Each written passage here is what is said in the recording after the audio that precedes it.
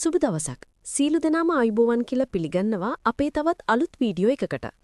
අද මම මේ වීඩියෝ එකකින් කතා කරන්න බලාපොරොත්තු වෙන්නේ උසස් පෙළ විභාගයේ අවසන් කළ ඔබට රජයේ වැදගත් රැකියාවක් ලබා ගැනීමට තිබෙන අවස්ථාවක් ගැන ඔබව දැනුවත් කරන්න.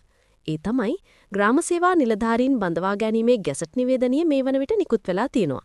ඉතින් මේ ගැසට් එකේ මොනවද තියෙන්නේ අපිට අවශ්‍ය කරන සුදුසුකම් මොනවද කියලා අද මම වීඩියෝ එකෙන් ඔයාලට පැහැදිලි කරලා දෙන්න බලාපොරොත්තු වෙනවා. එහෙනම් වැඩි විස්තර නැතුව අපේම වීඩියෝ එකට. ඉතින් ශ්‍රී ලංකාවේ ග්‍රාම නිලධාරී සේවයේ 3 වන ශ්‍රේණියට බඳවා ගැනීමේ තරඟ විභාගයේ මේ වර්ෂයේ දෙසැම්බර් මාසයේ පැවැත්වීමට තීරණය කරලා තියෙනවා. ඒ සඳහා අයදුම්පත් යොමු කිරීමට මේ දිනවල හැකියාව තියෙනවා. අයදුම්පත් යොමු කරන්න පුරුවන් අවසන් දිනය වන්නේ නොවැම්බර් 24.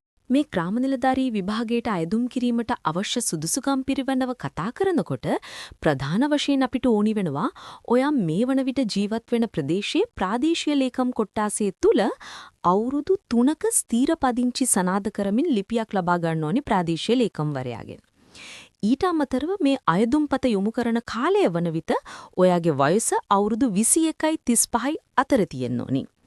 අධ්‍යාපන සුදුසුකම් විදිහට සාමාන්‍ය පෙළ විභාගයේ විෂයන් 6කින් සමත් වෙන්න ඕනි.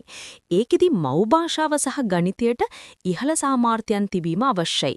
වැදගත්ම දේ ඔයා සාමාන්‍ය පෙළ විභාගයේ එකවර සමත් විය යුතු වීමයි. උසස් පෙළ විභාගයේදී පළමු වරට පෙනී සිට අවම වශයෙන් S සාමාර්ථයන් හෝ ලබා තිබිය යුතුය. ඉතින් මේ තරඟ විභාගයේ ප්‍රධාන වශයෙන් කොටස් 3ක් තියෙනවා.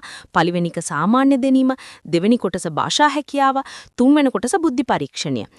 මෙම තරඟ විභාගයේ සඳහා අයදුම්පත් යොමු කරන්න පුළුවන් මාර්ගගත ක්‍රමයට පමණයි.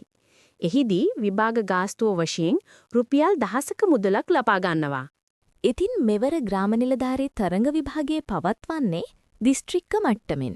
ඒ අනුව සේවයට බඳවා ගනු ලබන්නේත් අදාළ දිස්ත්‍රික්කවල පවතින පුරප්පාඩු සංඛ්‍යාව මතයි. සමස්ත වශයෙන් මුළු රටේම මේ වන විට ග්‍රාම නිලධාරී පුරප්පාඩු 1658ක් පමණ තියෙනවා. ඉතින් ඒ දිස්ත්‍රික්කවලින් පවත්වන තරඟ විභාගයට මුහුණ දීලා සමත් අයට තමන්ට අදාළ දිස්ත්‍රික්කයේම පත්වීම ලැබෙනවා. ඉතින් අද මේ වීඩියෝ එකෙන් මම කතා කරේ දැනට ගැසට් වෙලා තියෙන ග්‍රාම නිලධාරී තරඟ විභාගය අවශ්‍ය සුදුසුකම් ආදී දේවල් ගැන. අද වීඩියෝ එක ඔයාලට වැදගත් කියලා හිතුණා නම් ලයික් එකක් දාන්න, කමෙන්ට් එකක් දාන්න, channel එකත් subscribe කරන්න. අලුත් වීඩියෝ එකකින් ආයෙත් හමු වෙමු. හැමෝටම ජය වේවා.